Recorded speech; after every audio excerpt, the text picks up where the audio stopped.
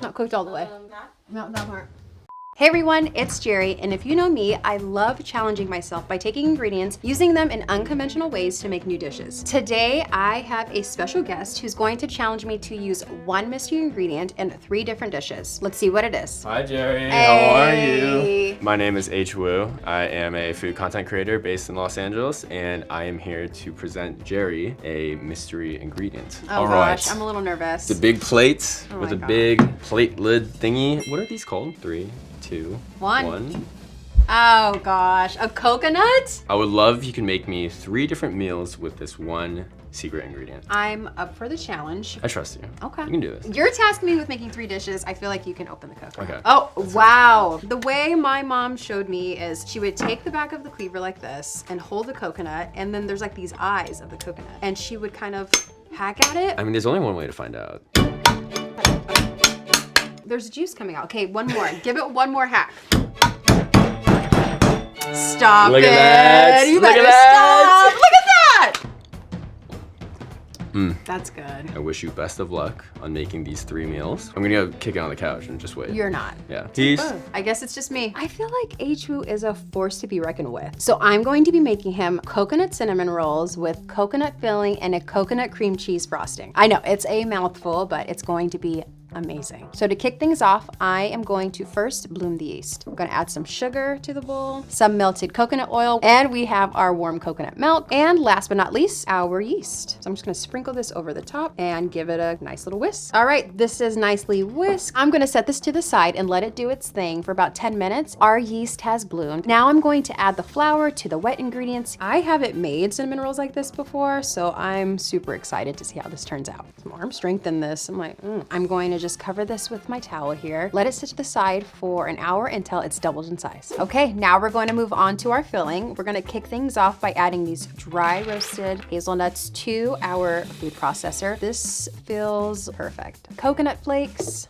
I'm gonna break up this brown sugar and add that too. Add some coconut flour and now a pinch of salt. And I'm going to give this a nice mix. I'm going to add some softened butter. Another round of mixing. Last round of mixing, I'm going to add 1 egg and a little coconut extract. One last mix. Beautiful. So the texture is perfect. I'm gonna transfer it to a bowl and then refrigerate it for an hour. So our dough has doubled in size, and now I'm gonna start by adding the flour, baking powder, and last but not least, salt. And now I'm going to give this a nice stir, kind of fold it. So this looks perfect. I'm now going to turn this onto my clean work surface. What I forgot to do was flour my surface prior to doing that. So we're gonna do that now. And it's gonna get a little messy, but that's why this is fun. So just go with it. I've kneaded my dough. It looks beautiful. Next step is to roll out our dough, and I want it about a 1/2 inch thick. We have our perfect rectangle here. Then I'm going to come in with my bench scraper and just kind of make sure the edges are nice and even. I'm going to add this beautiful coconut hazelnut filling. I'm going to start rolling it. I want to be very gentle with this part. So what I do is kind of just lift like that. And some may say this is a little like exaggerated, but sometimes I'll have my forearm on it as I'm rolling it to keep it consistent. Almost done. A labor of love, but sweet labor of love. My little trick for getting those perfectly cut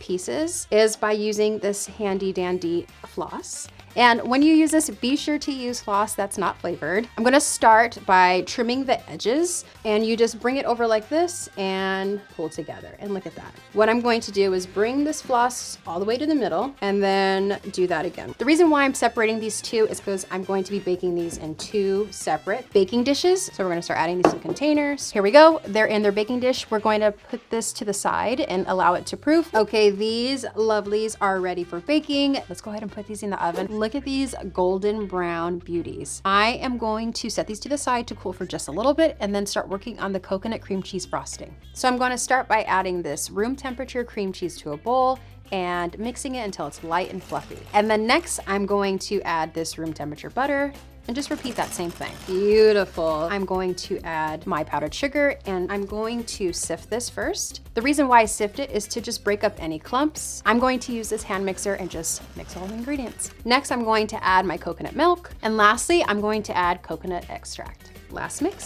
take a look at this. It is beautiful. The texture is nice and smooth. We have no lumps here. It just smells like a coconut dream. Okay, my cinnamon rolls have been cooling for about 10 minutes, and I think now is about a good time to spread the coconut cream cheese frosting on top. I brought it. I feel like I brought it with this one, and this is just breakfast. Not cooked all the way. Not that part.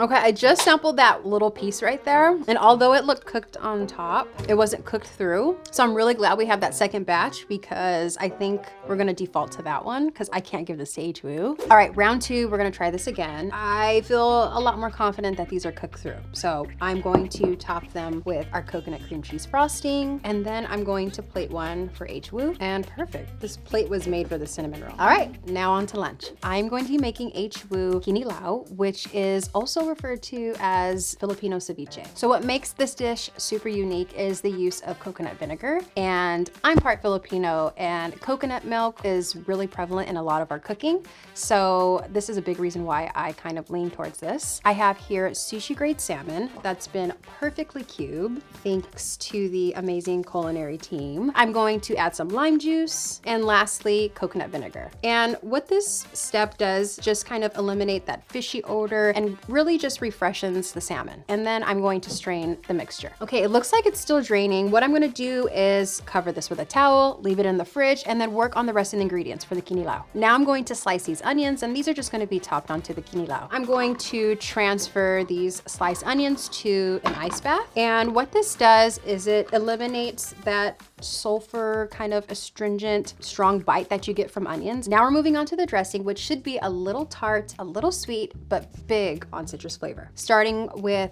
coconut vinegar, lime juice, calamansi, which is an Asian citrus, coconut milk, kosher salt, and lastly, sugar. I'm gonna give this a nice whisk just to get everything nicely mixed. So now we're gonna make the chips for the kinilaw. We could have went with like a taro chip, but I wanted something that was a little bit heartier, a nice strong vessel. We ended up with a plantain. I'm gonna start by cutting both ends off. Then I'm going to cut it down the middle right here, give it a nice peel.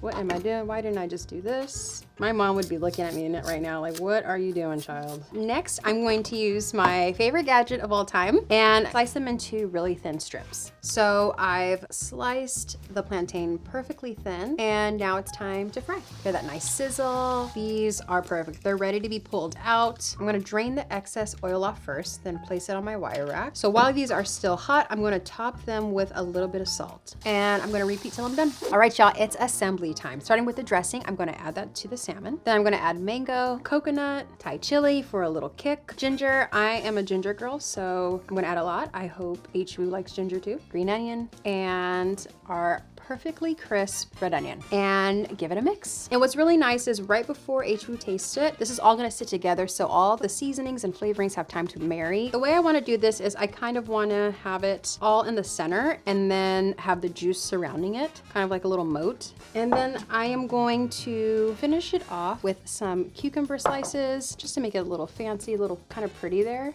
And last but not least, our plantain chips. And there you go. This is like the perfect dish for lunch. Let's move on to dinner. So for dinner, I'm going to be making ravioli with coconut ricotta, swimming in a coconut cream sauce and topped with coconut bacon, all served with a coconut sugar cured egg yolk. That sounds like a mouthful because it is, but it's going to be the best thing he's ever had. I feel it. I'm gonna kick things off by making the coconut sugar cured egg yolk. So to a bowl, I'm going to add coconut sugar, followed by kosher salt. I just wanna give it a good whisk. I'm going to add half of this mixture into this bowl right here, and I'm gonna reserve the other half, and I'll show you why. In this first bowl right here, I'm going to make 2 wells for the 2 egg yolks that I'm going to cure. Then I have 2 eggs. I'm going to separate the yolks. I'm gonna drop it into the first well right here carefully, boop, and repeat with the second one into the second well. I'm gonna take the remaining half of the coconut sugar and kosher salt mixture and just pour it right on top. So what you would do for these is let these cure for 48 hours, but with the help of our amazing culinary team, they've done that step for me. We have these beautiful cured egg yolks. As you can see here, once I do a little rinse, that the yolks have deepened in color. That is beautiful. For this next step, we're going to make the coconut ricotta. So we're going to add coconut milk, coconut cream. Next we have apple cider vinegar,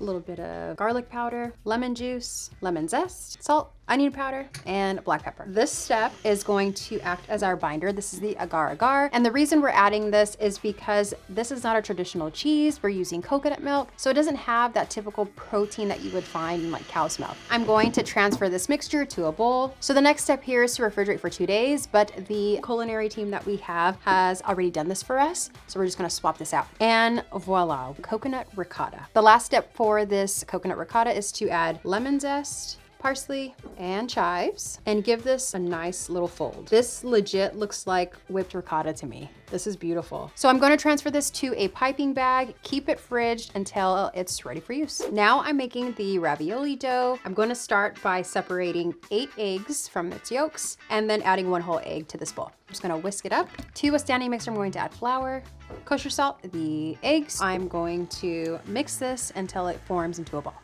Our dough has come together, and now I'm going to knead it for about 7 minutes until it comes together. I'm now going to wrap this up and refrigerate it for 2 hours to allow it to rest. I am going to be making coconut bacon. And since I'm not sure of the texture I'm trying to achieve, I'm going to be using both coconut flakes and coconut shreds. I'm gonna add all of these ingredients to a bowl: smoked paprika, black pepper, kosher salt, olive oil, soy sauce, maple syrup, liquid smoke, and brown sugar. Specifically with the addition of the smoked paprika and the liquid smoke, that's going to give us that taste that we're looking for when we have bacon. I'm just going to split this mixture up. Time to cook our coconut bacon, and I'm going to give each of these mixtures its own baking sheet because I'm not sure how long it's gonna take to cook. I'm gonna put both of these in the oven at 350 degrees for about 10 minutes and rotate them halfway through. Next up, we have our sauce. It's going to be a beautiful brown butter sage coconut cream sauce. I'm gonna start by adding the butter. As it browns, I'll start to see little bits and start smelling a nutty aroma. I'm now going to add the sage to it, give it a little stir, and just kind of cook that up for about a minute or until the sage is aromatic. I'm going to add the coconut cream. Nice and creamy and buttery. I'm gonna turn this off and then add lemon zest,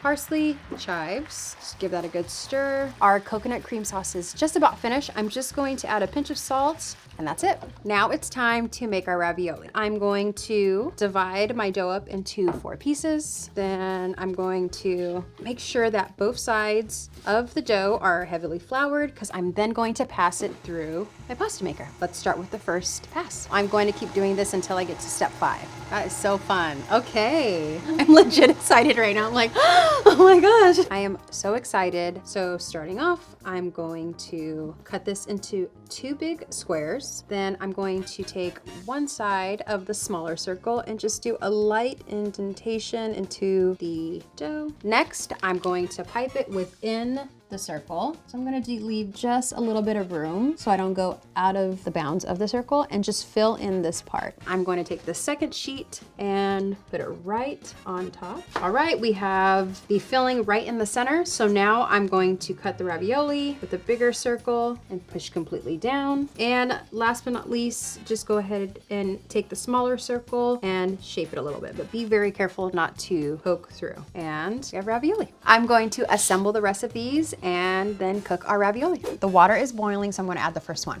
Worked so hard to get to this point, so I can't wait to see how this one turns out. And okay, wow, that was not what I wanted. It looks like it kind of oozed out from the side, so it wasn't completely sealed. That was a fail. That was an ultimate fail. Let's try that again. We're looking good so far. Wow, this is ready to be taken out. I'm going to carefully lift it from the pot. Gorgeous, look at that. The moment you've all been waiting for. I have my ravioli plated. Now I'm going to spoon some sauce over it. Beautiful. If you remember, we have our coconut bacon. I'm gonna go with the flakes. And last but not least, I'm going to take my cured egg yolks and just grate it, and that's gonna act as like my parm. That's ready for you, H-Woo. You've stuck around, you've watched me make 3 different dishes. Now it's time for H-Woo to try all of them. I'm very excited to see what you did. I decided to do a breakfast, lunch, and dinner. Here is your first dish, which is a coconut cinnamon roll with coconut hazelnut filling and a coconut cream cheese frosting. Cinnamon rolls are like my favorite guilty pleasure. Is this like your kryptonite? This is straight up. This looks fantastic. I'm just gonna take a fat bite right now. And commit, you have to commit.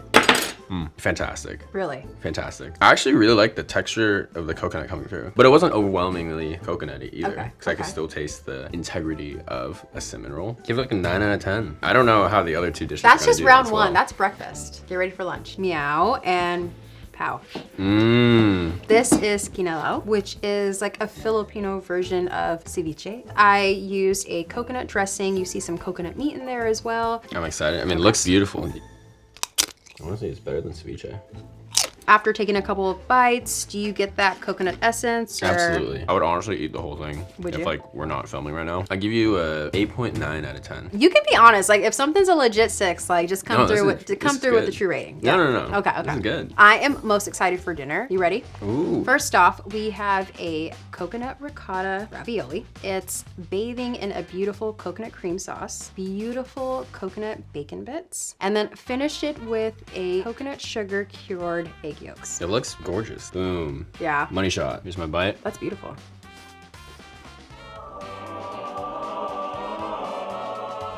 I think this is my favorite. It has like saltiness, richness, got a little bit of sweetness from the coconut. This is fantastic. I mean, I give it like a 9.2. Come on. 9.2 out of 10. Yeah? You know, my job here is done. I am quite impressed with what you did with that young little coconut that we massacred earlier. You're too good at this. I feel like you need a much harder ingredient next time. Well, I'm up for the challenge, so let me know in the comments what ingredient you want me to use next. See you next time. Get that other eye. There you go. It's okay. It's just my eye. I know, right? Why is it still going? That's not how I thought this would go. I'm kind of shocked. I know, right? Why is it still going?